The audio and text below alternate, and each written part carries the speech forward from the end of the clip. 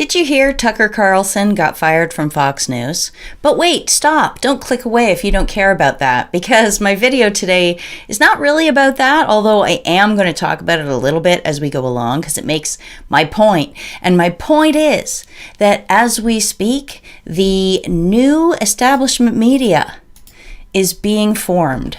And it's still all about the investment cycle, with the added twist of generating outrage in order to produce the returns on these investments. Mostly today what I'm going to talk about is, this is so odd that these are all cut off. Anyway, okay. I'm going to talk about the right-wing media, by which I mean the new media. The alternative platforms. I'm going to talk about Rumble, Locals, and I'm going to have to touch on Daily Wire, but I'm going to do a whole separate video on them one day. Tucker Carlson, Dave Rubin, Eric and Brett Weinstein. I'm going to talk a little bit about Andrew Tate. And towards the end, I hope I get time for this, I want to bring up Vivek Ramaswamy for a couple of reasons, because he is on Jordan Peterson's ARC organizing committee, and he's running for president. He's also being promoted by all these suspects that I'm going to talk about today and more. I'm going to talk about some of the investors that are involved in these entities. And then I'm going to, at the end, talk about the Rumble partners and executives. Boom. That's where the boom's going to be, I think. There's several boomy things in this video, but you are not going to like what I have to say about the stated partners and some of the executives on social media platform Rumble. All right. First, I want to talk about this. This page actually has been taken down from the net. It was still available in a cached version, and that's what I'm showing you here.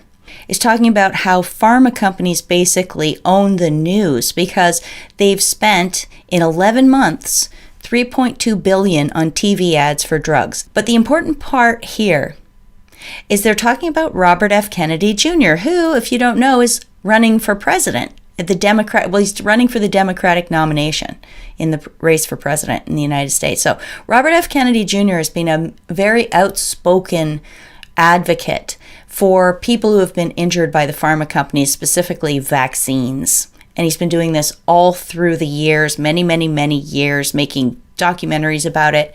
Anyway, so he wanted to show his film Trace Amounts, which was about mercury toxicity in vaccines, and he was getting no coverage. And he said this: I talked to Roger Ailes, who was then CEO of Fox News, and he said he's known Roger Ailes since he was 17 years old.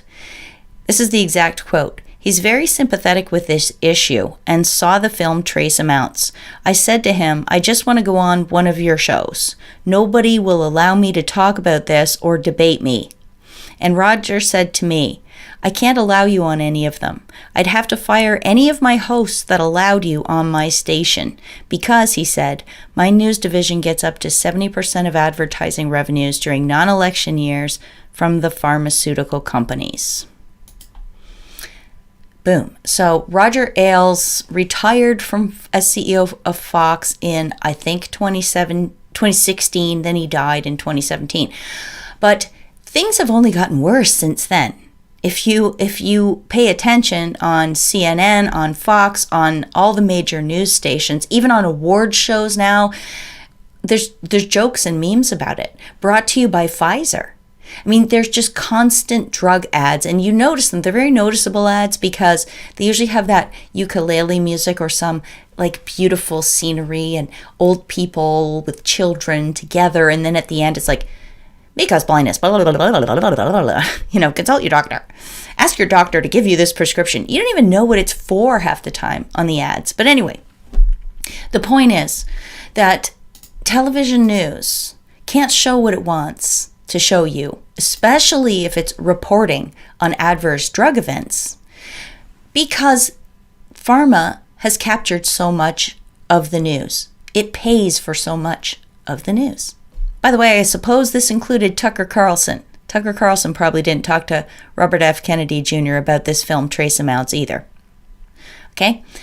And now let's fast forward to today. Tucker Carlson, he says he was blindsided when he was fired by Fox News yesterday. But in this article, you'll notice it's right in the headline, he was negotiating a new contract when Murdoch fired him. Okay. So, why is this important? Well, because I believe Tucker has been becoming more and more outspoken. He has been doing more and more promotion of these alternative media people that I was just talking to you about. Over the last year, people cheer him on like he's a voice of the truth in mainstream media, and perhaps he sort of is. But I don't know if he was really that blindsided or if he has been positioning himself for this moment for quite a while. All right, why do I say that? Because of this situation that's going on in the background. Because of Peter Thiel and Dave Rubin and J.D. Vance's investment company, because of the Daily Wire and the people involved in that, because of Twitter and Elon Musk, because of Jordan Peterson and his ARK and his contracts that overlap some of these things, and his walking in lockstep with Elon Musk on Twitter lately, who actually was the guy who unbanned Jordan Peterson. They're building something here. And in a 2018 Esquire magazine interview, Jordan Peterson told the interviewer that he had been meeting with both Peter Thiel and Marc Andreessen from Andreessen Horowitz on an undisclosed project. Now, I don't know if that was in 2017 or 2018 that he had these meetings, but it was 2018 when the article was published. What was Jordan Peterson working on? What was this undisclosed project with Andreessen and Thiel? We're not even going to look at Marc Andreessen and his company today, but they are worth a dig because his partner here, Horowitz, he might as well be Karl Marx or Che Guevara. He is out and out commie, and he writes about it right on the blog. It's stunning how extremist that guy is. But these are very influential people who seem to have a talent for playing one side off against the other in order to drum up the news stories, drum up the outrage, drum up the fear that will help their own other personal investments pay off. It's like what Bill Gates does with his Gavi, the Vaccine Alliance, and then his partnership with media organizations like The Guardian, where he has stories planted in there for, malaria or different diseases that he wants people to be upset about. And then he can swoop in with his other investments into malaria and medication and say he's a savior of the planet. Okay? It's the same thing, it's just different topics. And these guys' big topic right now, the one they seem to be making the most hay with, is the transgender thing. If the transgender thing actually went away and got solved, these guys would potentially lose a lot of money. They're using it. They're using it to win favor, to win influence, and to possibly profit. I have to bring up the intellectual dark web because, of course, Jordan Peterson was a main player in that, but so were Brett and Eric Weinstein. Brett Weinstein, you know from the Dark Horse podcast. He's an evolutionary biologist. Eric Weinstein was originator of the term intellectual dark web, and he is an advisor to Peter Thiel's venture capital firm. And then we have Jordan Peterson, who has a contract with the Daily Wire. He has a YouTube channel. He has a Twitter, which was reinstated by Elon Musk. And of course, I've done several videos about his new organization, the Alliance for Responsible Citizenship, ARC. And Jordan Peterson is a clinical psychologist, and I've heard him refer to evolutionary psychology, which goes along with Brett's evolutionary biology.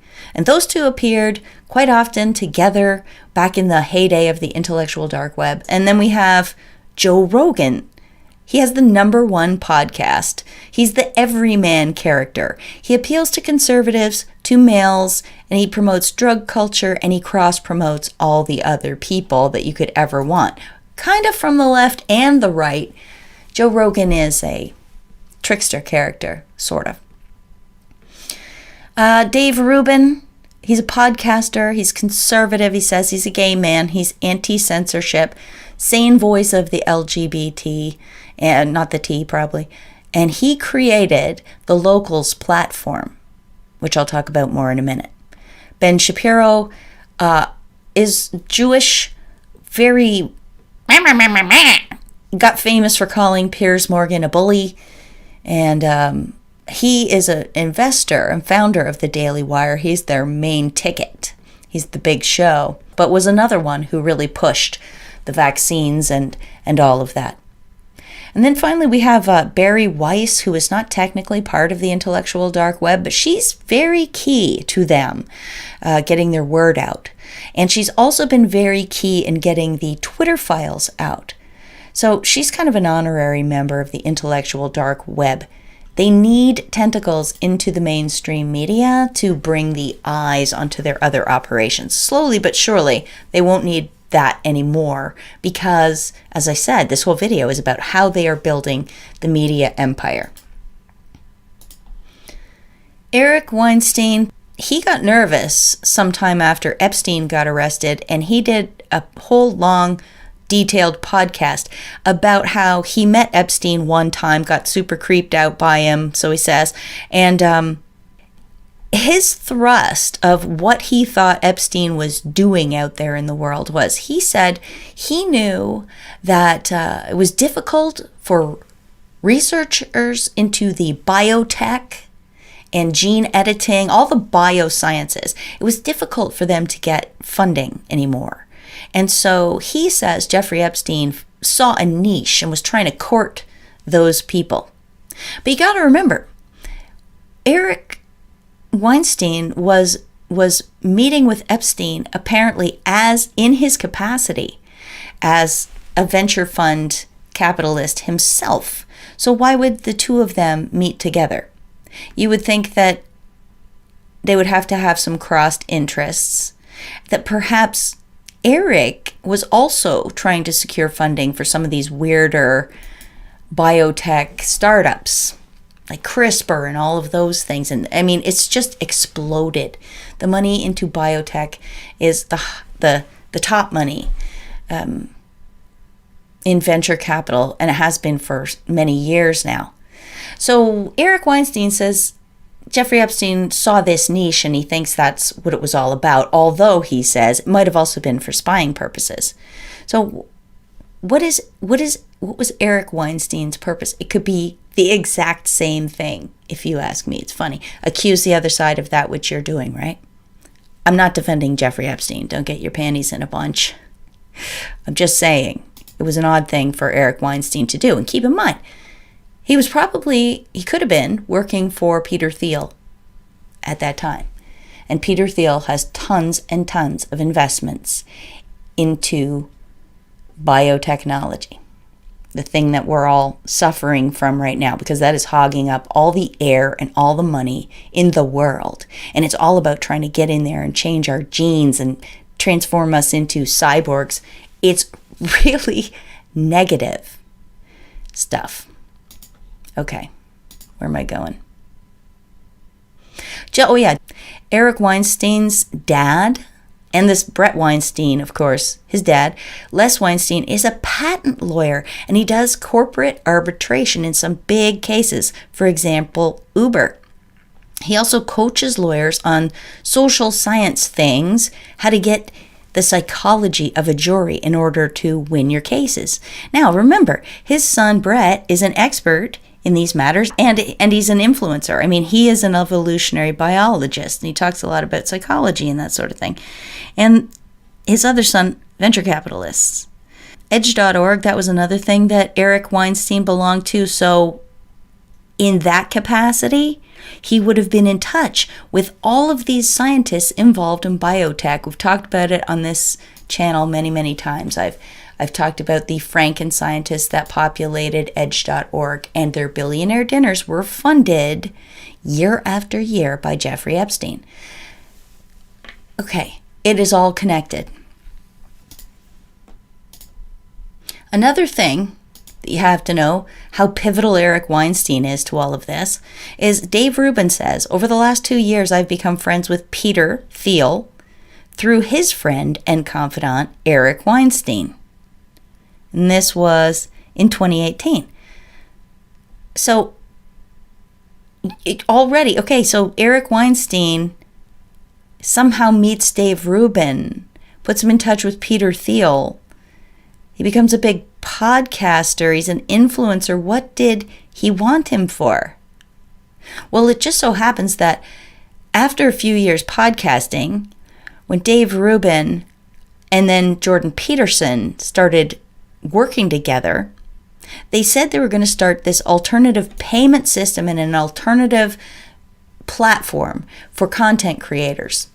And then Jordan Peterson, if you recall, got really sick. He disappeared. And Dave Rubin went ahead and did this project without Jordan Peterson, and he ended up calling it Locals. If you look further into Locals, however, it really wasn't a Dave Rubin project. It was put together by some venture capitalists, and he partnered up with a guy called Asaf Lev, and he's Israeli, and he ran an Israeli security company or an Israeli something to do with tech, something to do with the online world. So Dave Rubin all of a sudden is in partnership with a guy from Israel called Asaf Lev on this Locals project.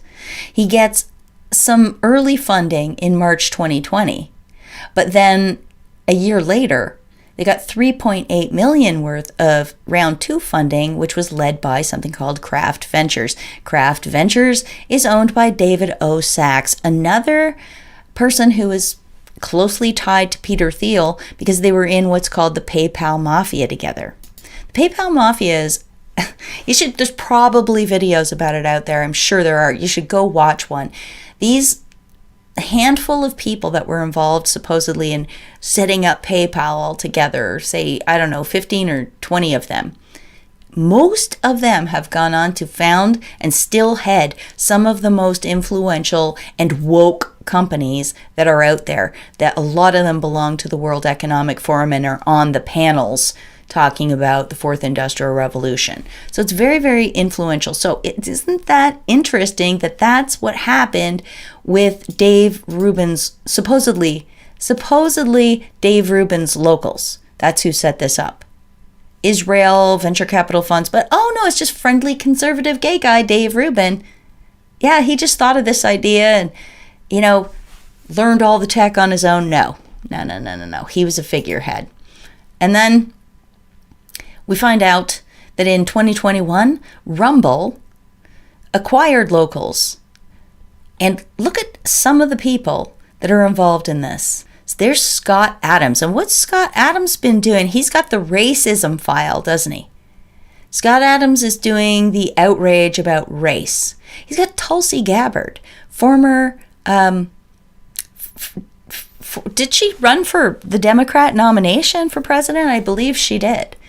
Michael Malice, who is I don't know, I don't watch his show, but it looks like he's an anarchist to me. Viva and Barnes. Robert Barnes, he's the guy who defended Kyle Rittenhouse and Nick Sandmann. 2 huge lawsuits. What's that again? The Outrage Machine. The Outrage Machine, he's their big lawyer guy, and his partner here, this cracks me up.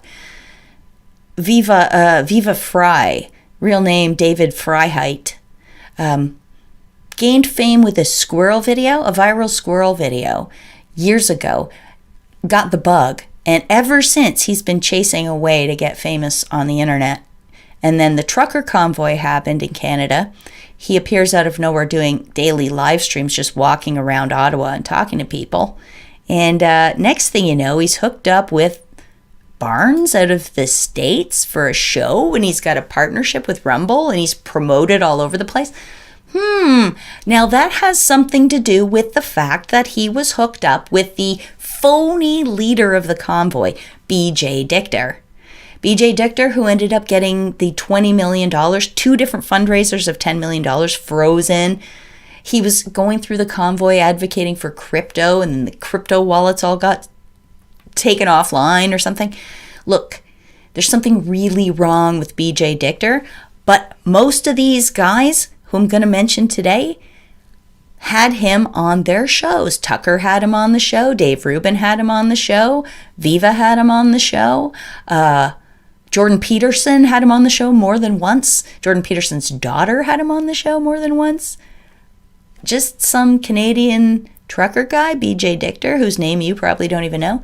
Yeah, that's actually what got me looking into all of this in the first place. All right, but those are not the only creators that Rumble kind of bought when they bought Locals. There's also Charlie Kirk, Alan Dershowitz, Russell Brand, Glenn Greenwald, Steven Crowder, Michael Yon, Liz Wheeler, Dan Bongino, blah, blah, blah, Andy No, possibly Paul Joseph Watson.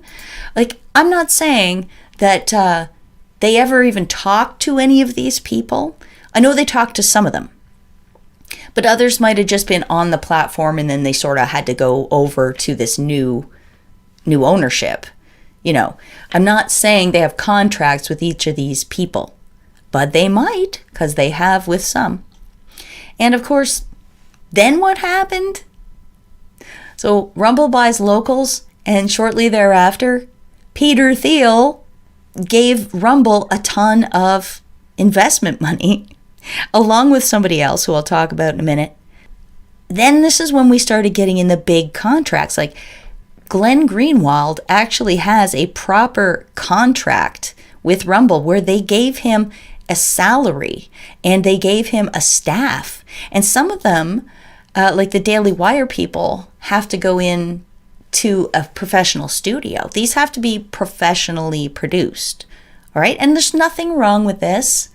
I'm just letting you know that they aren't just producing their own little show in their spare room at home.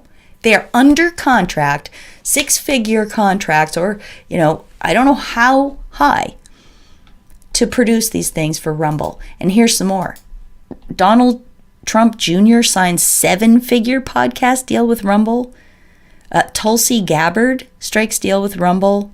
And then Russell Brand had Rumble's first pay-per-view. Here's Tucker Carlson bigging up Rumble on his show January 5th, 2023. In the age of social media censorship, Rumble Video is defending free speech. So yes, cross-promotion, cross-promotion, cross-promotion. Here's somebody else that invested in Rumble at the same time as Peter Thiel did here. J.D. Vance, along with his partners in something called Naria Capital. But the funniest part is, it seems like that's a separate thing, right? And I guess technically it is, but when you look at J.D. Vance's background, guess what? He served as principal at Peter Thiel's venture capital firm, Mithril Capital. Oh my goodness. Now you see, he worked directly for Peter Thiel, and then he sets up his own venture capital firm, and boom, he invests in the same thing Peter Thiel invests in, Rumble. Who's really pulling the strings on this stuff? Here's Naria Capital's other investments besides Rumble. This one invests in farmland. This one is an online-only insurance company. Here we've got gene therapy. They develop, manufacture, and treat patients. Here's another one, Biotech Accelerate Vaccines. How do you like that one? True Anomaly is space security and spacecraft. Hallow is a daily prayer app. There's where you get, oh, we're just nice Christian boys. Chapter is Medicare guidance, and Strive. Oh, they're involved in Strive asset management. That is cool because I'm going to talk about that later, and I hadn't even noticed. Does this sound any different than the Fourth Industrial Revolution, Great Reset type investments that the other side is making? It's not different. It's just competition. They're in competition with Bill Gates and George Soros and BlackRock. And I mean, maybe that's good. They do seem a little more sane because they want to get rid of social emotional investments or what, and DEI and ESG and all of that. They want to get rid of that, apparently. That's what Strive Capital is. And we'll talk more about that in a minute. Okay. Now back to Tucker, though, because a couple months ago, Tucker just started acting weird, and he showed up on this little sort of garage podcast. I don't even know what it is. I don't know where he was. But he started saying all kinds of homeboy type things, and he was acting really casual. This person says, this is on March 14th, after watching this video, you do realize Tucker could be fired for saying this. And I said this whole thing was probably orchestrated for his eventual Rumble contract. Because at the time I'd been studying about all these people getting sucked into the Rumble vortex. You know, a lot of them lefties as well. Glenn Greenwald, for example. Tulsi Gabbard, for example. This wasn't all, Russell Brand. But they're the new right, don't you know? Anyway, and then I made another tweet after that one. I said, I think it's in prep for his contract with Rumble or Daily Wire, I guessed. Nah, it'll be Rumble. But they all work together, so it doesn't really matter. So I'm asking you now, when will Tucker appear on Dave Rubin's show for his interview, or Jordan Peterson's show? Both of them could be soon and should be soon. Perhaps they're already doing it as I record this. And you're like, you're late, Polly. Well, maybe, but I haven't seen it yet. But I do predict it's coming. And remember, Jordan Peterson had that undisclosed project with Peter Thiel and Mark Andreessen. Does this have anything to do with it? You know, it'd be a long game. They're playing the long game. But I can see it's all accelerating. Now, here's a bizarre thing. In that same podcast, sort of weird stopped by for a chat thing that Tucker Carlson did, which was supposedly impromptu at this guy's place. You see, he's drinking beer, he's just chatting, he's just being a normal human, and they caught it on video. They talk about Andrew Tate for a while, and Tucker says that Andrew Tate's core message is basically put down the porn and go and do something useful. I had to laugh. This was on Gab. I posted this on Gab because it's like Tucker Carlson doesn't have any idea what Andrew Tate is really up to, what his business is. Maybe he's just buying the hype that he heard from all the people on Daily Wire and Joe Rogan and Steven Crowder, who all stepped up to defend Andrew Tate, because that's what happened. I covered it in another video. Jordan Peterson at the time stood up for Andrew Tate. But of course, he has a contract with Daily Wire, so he might have been required to stand up for Andrew Tate. But why would that be? It's so confusing as to why so many of these people right here went out of their way to make videos defending Andrew Tate when he first got arrested, because he's been arrested in Romania, for those of you who don't know, for all kinds of things. He does these webcam sex things. I don't even want to talk about it. But suffice to say, he's not encouraging men to give up porn. He's producing it, okay? This might have had something to do with it. In September 2022, Andrew Tate went on this YouTube channel called Valuetainment. It's a pretty big YouTube channel. So here's Andrew Tate sitting here telling them about how Rumble saved him, basically. He said he praised Rumble to the skies because he said that he was in the process of, or had just finished, negotiating a multi-million-dollar contract with them to bring his show over onto that platform. He was only arrested on December 29th, a couple months later. So all the Daily Wire people and the Rumble investors that all kind of crisscross each other in the background, they probably wanted to wait a while and protect their investment. Would Andrew Tate get out of jail? Would the media frenzy around it die down? Because Andrew Tate was making a lot of money, and these guys probably wanted a piece of it. And they wanted the audience that he brought, which was a lot of young men in his audience. And he was like building an Oprah type thing. You know how Oprah used to say, I don't like hamburgers, and suddenly the sale of hamburgers would drop.